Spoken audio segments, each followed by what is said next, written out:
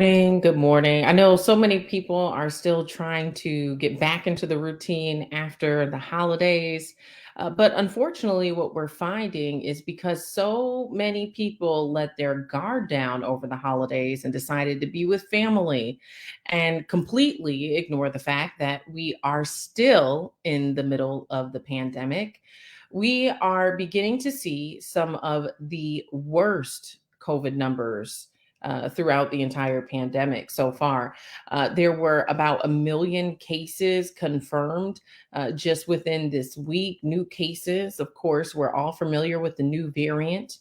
And so, Ben and Dr. Mack, we have continuously covered this pandemic, especially in the terms of how the African American community has been impacted. But through this new surge, I'll be curious to see exactly how our communities impacted and how we bounce back from it, Mm, quite frankly. mm, Well, Georgia, the thing that we should all be concerned about is that this new variant is far more contagious than any of the previous strands of COVID-19. And so at this point, basically any one of us can become a super spreader. So, mm, and being now to speak of, how it's impacted our community, I think most of us would agree that Atlanta is a primarily Black city, right? yeah. DC has been known as the chocolate city.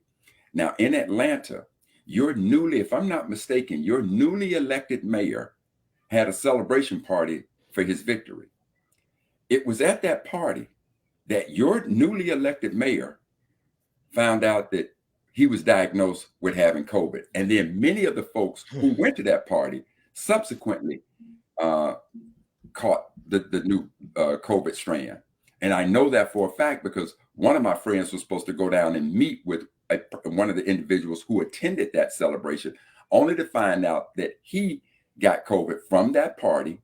The mayor, the newly elected mayor, got COVID, and now he goes home, and now his whole family was diagnosed with COVID. Mm, Here in DC has become a hotspot for the new variant.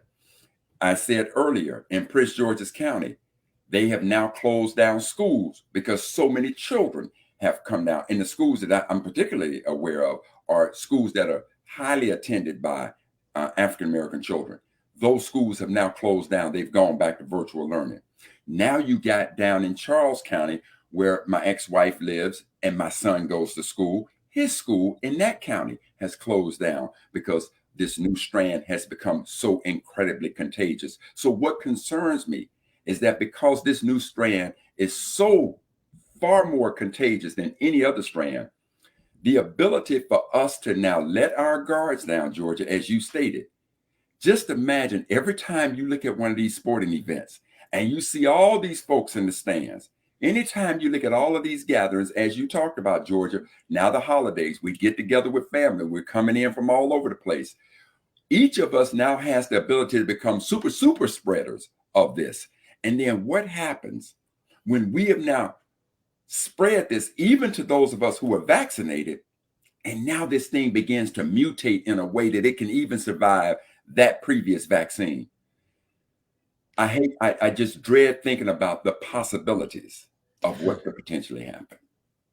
Well, and I think of our children often, and we really, really discouraged kids going back to school, but it seemed like we couldn't prevent it because there just wasn't enough resources to provide to parents for alternatives. We talked about having bubbles or online school, having mentors and tutors, but most parents across America sent their kids back to school, and not only now are our children getting sick, but the teachers are getting sick. And so then the question here is, okay, who is going to run the classrooms if the teachers are out sick, if the administrators are out sick? I think in some states and some cities, we saw military being deployed to drive school buses. And so they're continuing to try to keep business as usual despite the casualties,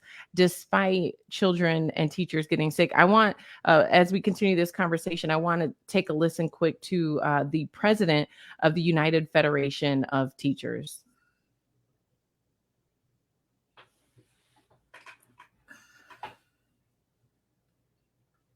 I believe we have this clip on file.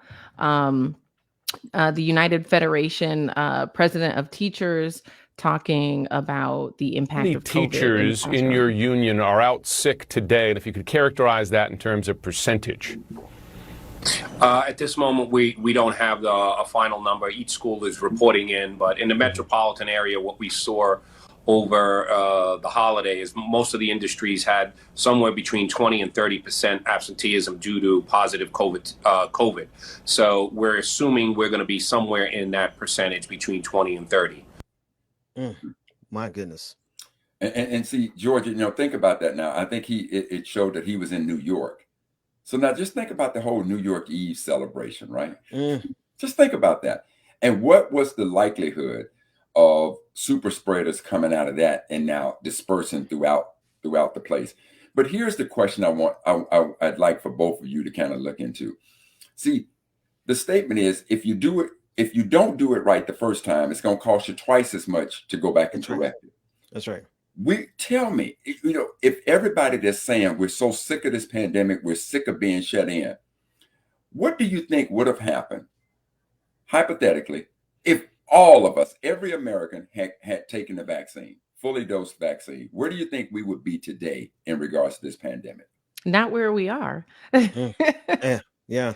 We'd be getting ready for Mardi Gras, right? We could be getting ready for all the holidays and celebrations that come in the spring, in the winter and the spring. Brother Mac, I'm listening to you and I'm just thinking about the fact that this country has, and good morning again, Sister Ford. This country is playing a really dangerous game of chicken with us. And they are seeing how far to the brink can they press the system without having to hit the abort button. Because I hear you say, what if everyone had taken the vaccine? Surely we'd be in a much better place. But what if everyone had sheltered in place at the beginning of this, right? What if everyone had just sheltered in place for 2 months, just 3 months? The thing is that if we had done that, there's a lot of rich people who would have lost a lot of money.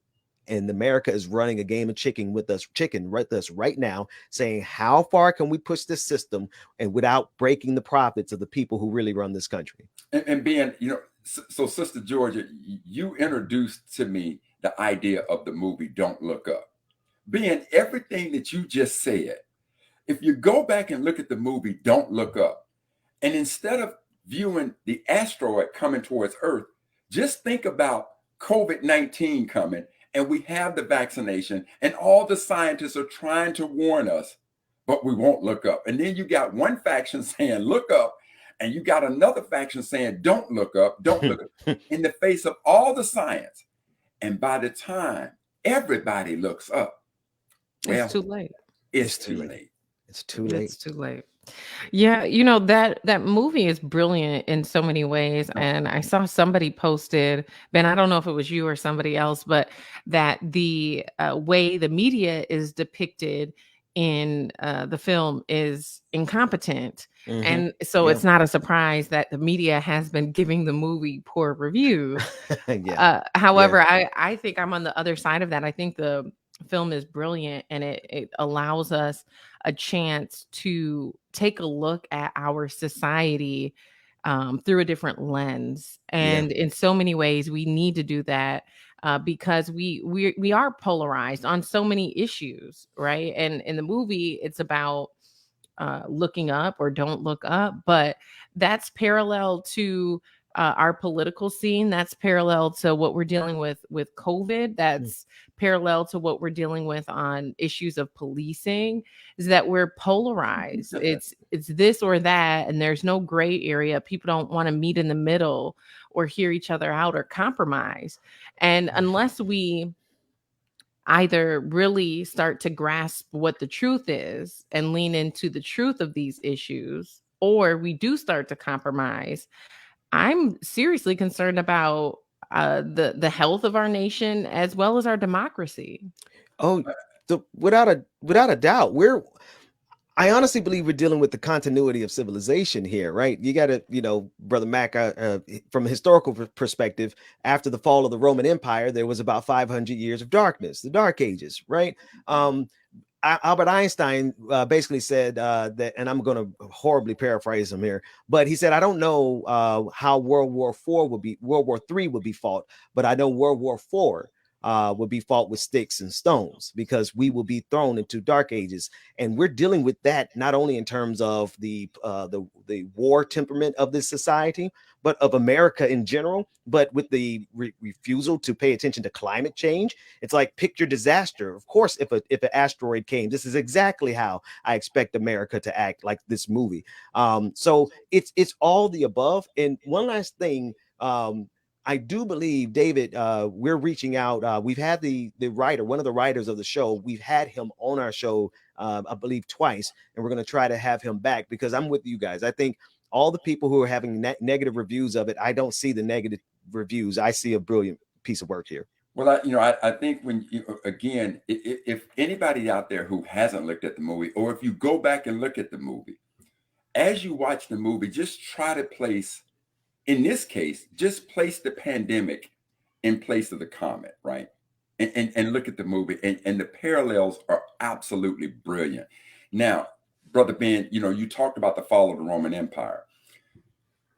And the possibility of something like that happening with America. See, part of why the Roman Empire failed is because they were so arrogant to believe that it was impossible for them to fail. That's right. And there's a reason why today people still study the rise and fall of the Roman Empire. Here are some of the symptoms of what led to their downgrade: corrupt politicians, Well, a degradation of education, highly expensive money, a vast amount of money going into the military, pays in urban areas. These are just 4 of the things, and I think there were about 8 that they list. But these are the things that led to the fall of the Roman Empire. Now, if you take that and look at America, how much money does America spend on its military in comparison? A fall, the degradation of the health system. So take a look at America. We see the degradation of the health system. We see how much money we spend on the military, how little money we spend on education. And at the top of that list, we see corruption and politics running rampant. These are things that ultimately led to the decline of the mighty, mighty Roman Empire. And if America thinks that it is above that type of behavior, given that it has the exact same symptoms, trust and believe that is an arrogance that will soon lead to our downfall. And that's one of the reasons we study issues like, we study history, and in this case, the fall of the Roman Empire.